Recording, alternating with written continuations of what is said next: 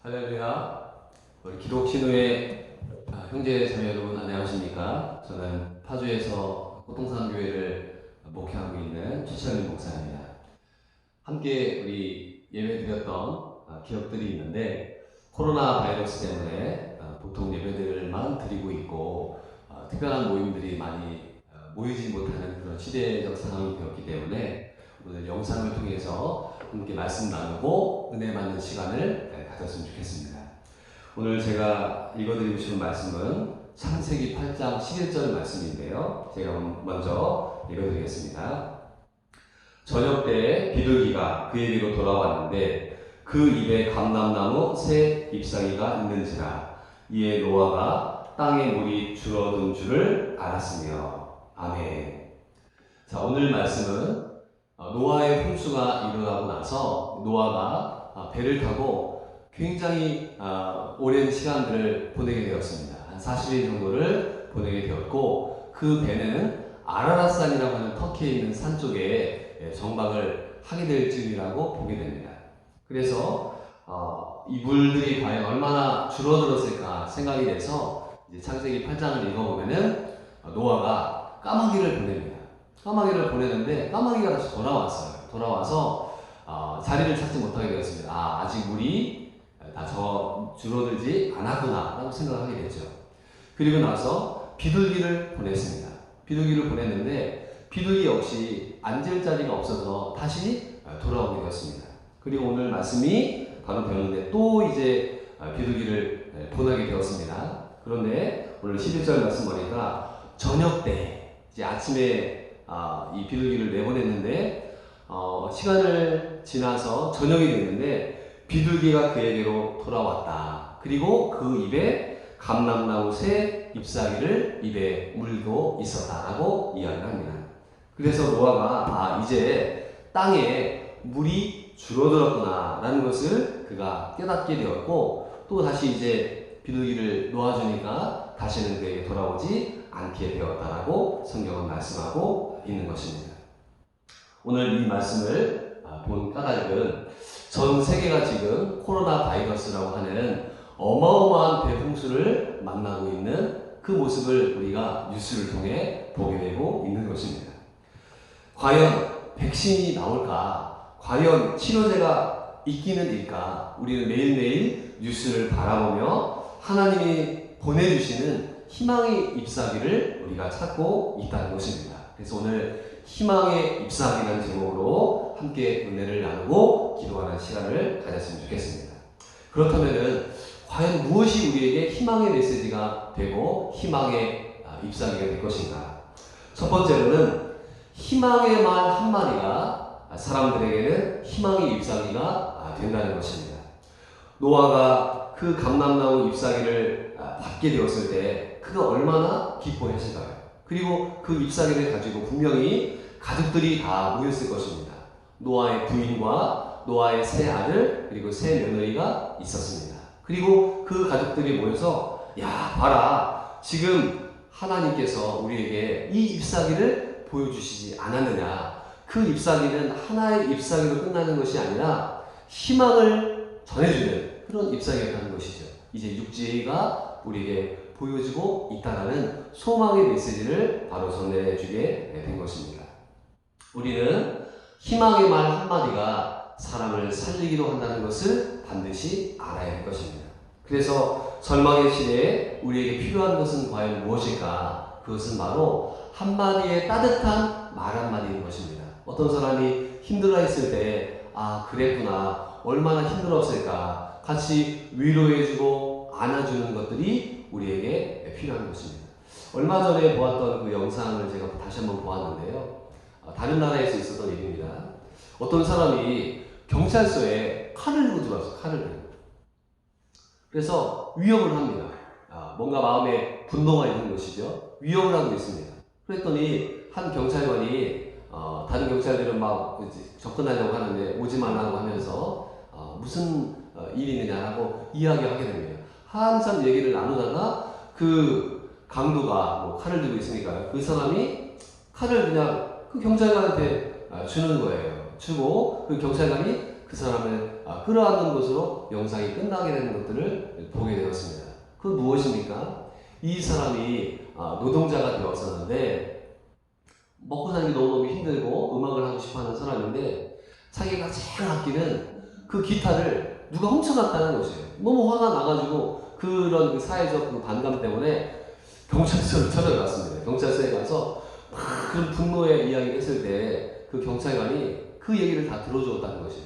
들어주면서 내가 기타가 있는데 당신한테 주겠다. 얼마나 마음이 아프냐 하면서 그를 이렇게 안아주는 영상을 제가 보게 되었습니다. 세상에 많은 사람들이 마음의 분노를 가지고 살아가고 있습니다. 그 분노를 참지 못하고 살아가고 있습니다. 그런데요, 따뜻한 말 한마디가 그 사람의 마음을 어루만져 준다는 것을 우리는 알고 있어야 됩니다. 얼마 전에 있었던 영상을 또 봤는데요. 지하철역에 어떤 사람이 막 소리를 막 지릅니다. 소리를 막 지릅니다.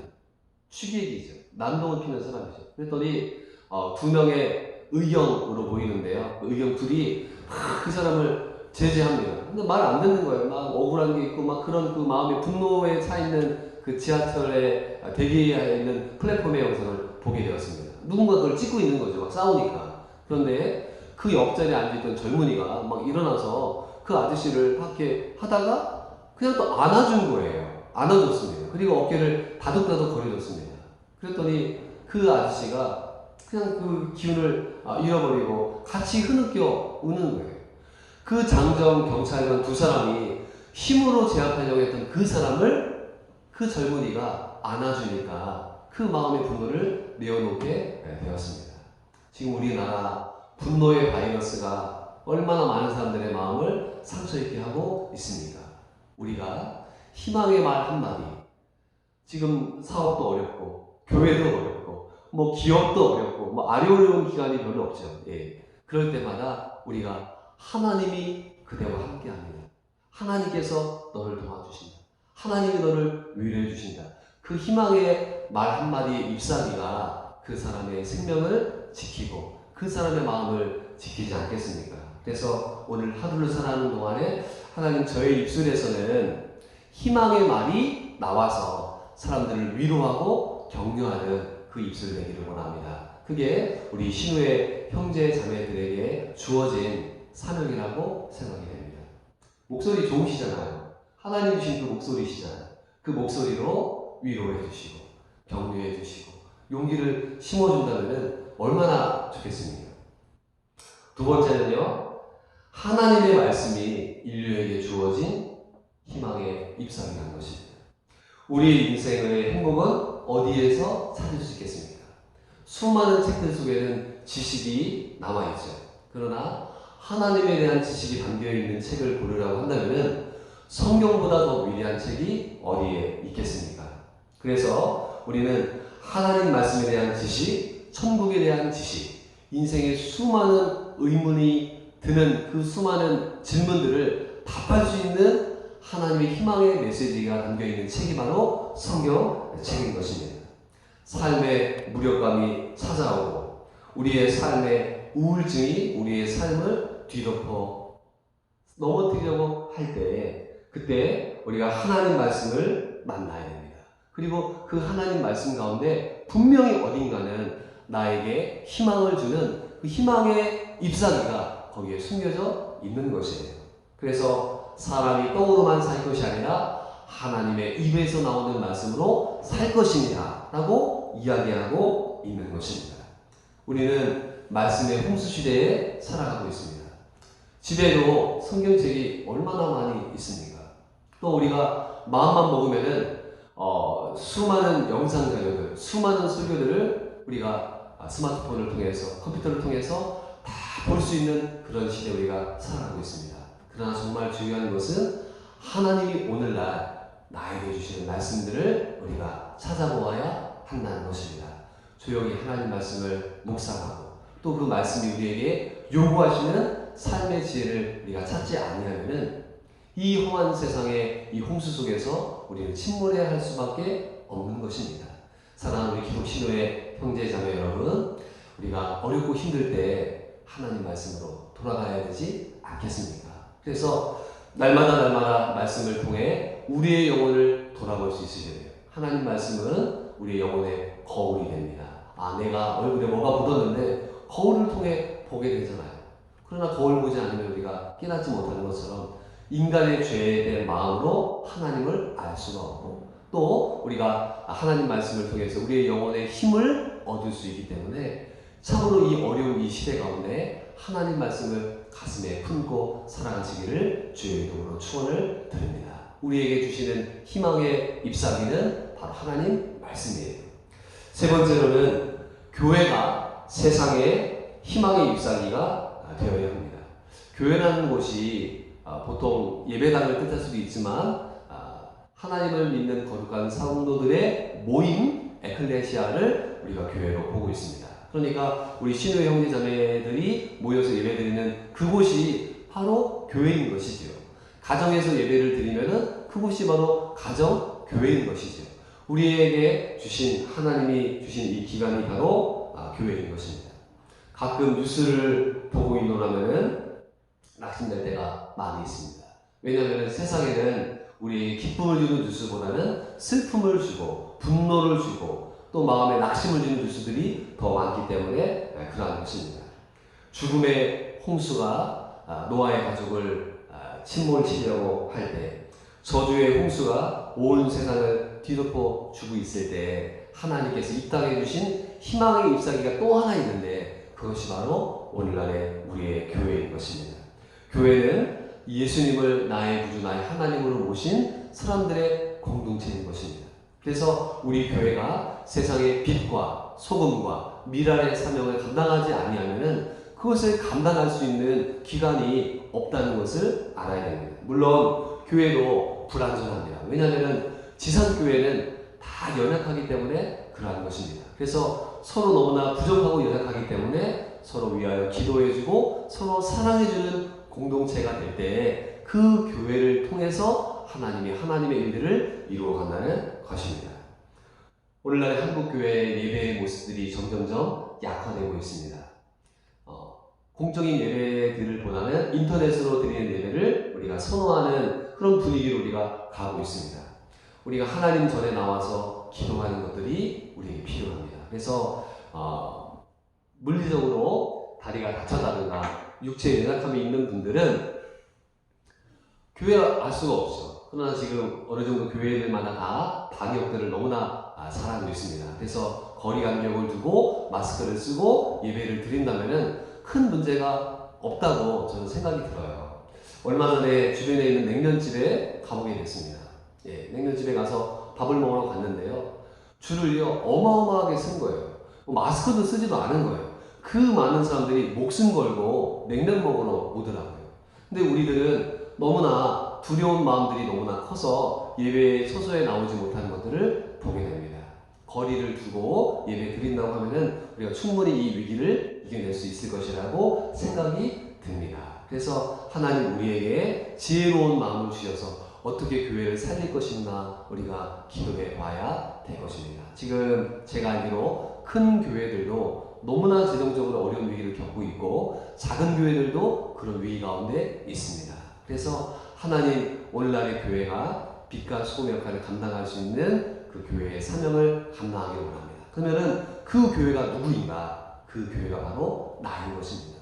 교회는 건물이 아니고 우리가 하나님의 교회인 것입니다. 그래서 하나님의 집을 세우고 하나님 나라를 위해서 우리가 헌신될 때 하나님의 위대한 일들을 이룰 수가 있는 것입니다. 말씀을 맺겠습니다.